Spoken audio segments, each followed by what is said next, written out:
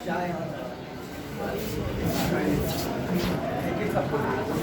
कीजिएगा, थोड़ा सा रुकावट के लिए खेल है। हम थे आगामी चुनाव पे। मैं ये कहना चाहता हूं, आज जरूरत है हम सभी दलित भाइयों को एक होने की। हम 85% लोग अगर जाग गए और एक हो गए तो अच्छी अच्छी सरकारों को बदल सकते हैं। अपने पावर को पहचानिए, अपने मत के पावर को पहचानिए, अपने वोट के पावर को पहचानिए। आज हर एक चीज को प्राइवेटाइजेशन किया जा रहा है। जाग जाइए, ये देश की संपत्ति है, ये देश की संपत्ति है। रेल ये जनता की संपत्ति, इसको बेचा जा रहा है। आज तक कभी किसी सरकार ने ये किया? आपने देखा होगा कि ट्रेन को बेचा जा रहा है, कभी एयरपोर्ट को बेचा जा रहा है, कभी हवाई जहाज को बेचा जा रहा है, कभी हवाई अड्डे बेचे जा रहे हैं। अगर हर चीज ऐसे टिकती रही इस देश में तो आने वाले समय में आप पूंजीपतियों के सिर्फ गुलाम बन के रह जाओगे, सिर्फ गुलाम।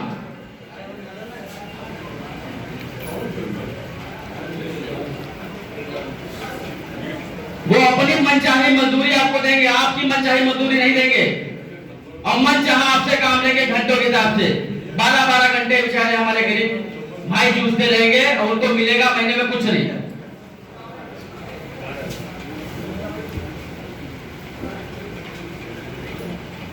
तो ये सिर्फ वर्तमान सरकार जो है, मोदी जी हमारे हैं, ये सिर्फ अपनी मनमानी जनता के ऊपर जबरन थोपने का काम कर रहे हैं, जबरन थोपने का काम कर रहे हैं। आप सभी से मैं ये आग्रह करता हूं, आगामी चुनाव में जो, जैसा कि हमारे माननीय राष्ट्रीय अध्यक्ष जी ने कहा कि आगामी चुनाव में राष्ट्रवादी श्रमजीवी दल से जो प्रत्याशी चुनकर आएंगे, चुनाव में जो भागीदारी करेंगे, हम सभी को मिल करके राष्ट्रवादी श्रमजीवी दल के जो भी प्रत्याशी हमारे भाई बंधु हैं, उनको भारी मतों से विजय बनाना है आगामी चुनाव में।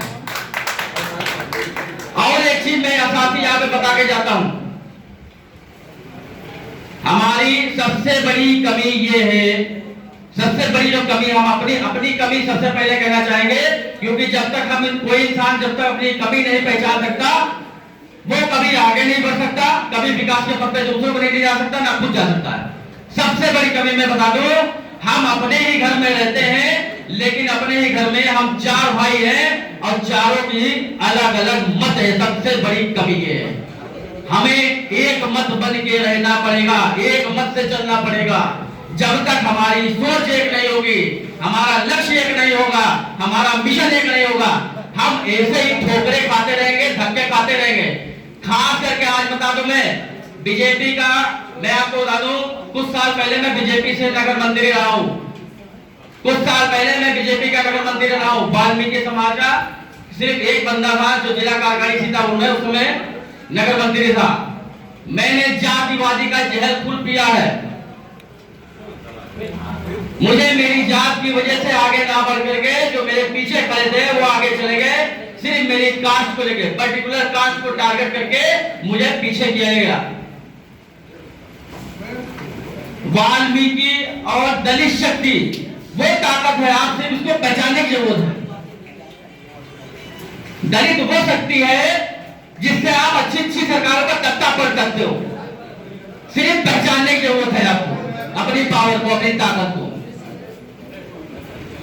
जिस वक्त मैं कह रहा हूं जिस वक्त आप अपनी ताकत को पहचानोगे, अपने आत्मबल को पहचानोगे, अपने सामाजिक ताकत को पहचानोगे, उस वक्त हमारा समाज देखेगा कहां पहुंच जाएगा।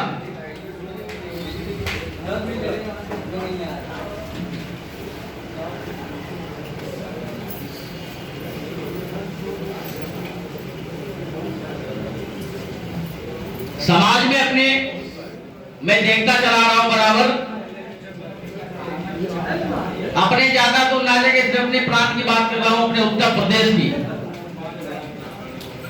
हजारों दल होंगे अपने समाज में ही, अगर वो हजारों दल की जगह पे सिर्फ एक दल हो, अपनी एक पार्टी हो, अपना एक संगठन हो, आप सरकार से जो चाहोगे वो पाओगे। मांगने की वो नहीं है, आपको डिमांड करना होगा। आज जरूरत डिमांड करने के, मांगने की वो नहीं है। मांगता तो वो है जो अपाहिज होता है, आप अपाहिज नहीं हो,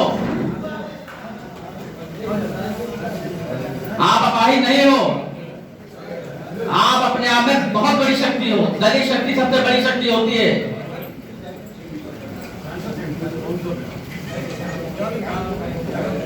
हमें राइट टू स्पीच का अधिकार है, हमें बोलने का अधिकार है।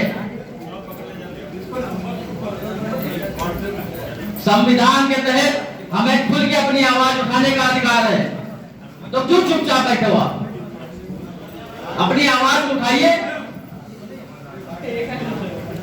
समाज में हम देखते हैं कि यार ये कमी है, वो कमी है, एक दूसरे के ऊपर उंगली ना उठा के सभी लोग ऐसे मुट्ठी बन जाइए,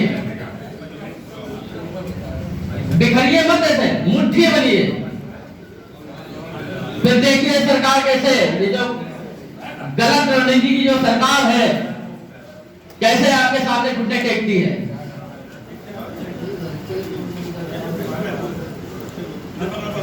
ज्यादा ना कहते, मैं एक बार फिर से वही कहता हूं, आगामी चुनाव में सभी लोग ध्यान दीजिए। हम सब दलित भाइयों को एक होने की जरूरत है। और राष्ट्रवादी श्रमजीवी दल, राष्ट्रवादी श्रमजीवी दल बाबा साहब के सपनों का दल है, उनके लक्ष्य का दल है, उनके मिशन का दल है। 1937 में जैसे बाबा साहब ने लेबर पार्टी बनाई थी, वो उस समय खेल सफल नहीं हो पाई, लेकिन ये पार्टी उनके सपनों का दल है। ये पार्टी उनके सपनों की पार्टी है। हमें बाबा साहब के जो लक्ष्य है उनको पूरा करना है, तो हम दलित भाइयों को एक होने की जरूरत है। बाबा साहब ने किसी दलितों में, जैसे कि कितनी जातियां हैं, बहुत सी जातियां हैं, उनमें से किसी एक जाति के लिए नहीं लड़ा, सभी दलित भाइयों के लिए लड़ा। ये बाबा साहब की देन है जो महिलाओं को बाहर निकल करके और नौकरी करने का जो है अधिकार मिला है। वरना एक समय था कि औरतें घर से बाहर नहीं निकल सकती थी। उन्हीं की देन है जो महिला कानून जो है बनाया गया था।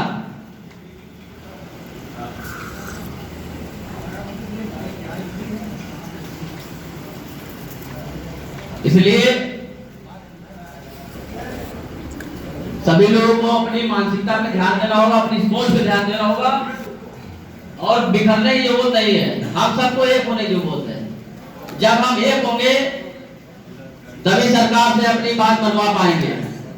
आप मांगने की जरूरत नहीं है, आप डिमांड करिए। जब 5-10 हजार आदमी आप लोग होंगे, एकजुट होंगे, तो अच्छी सरकार ने अपना टैग दे दी।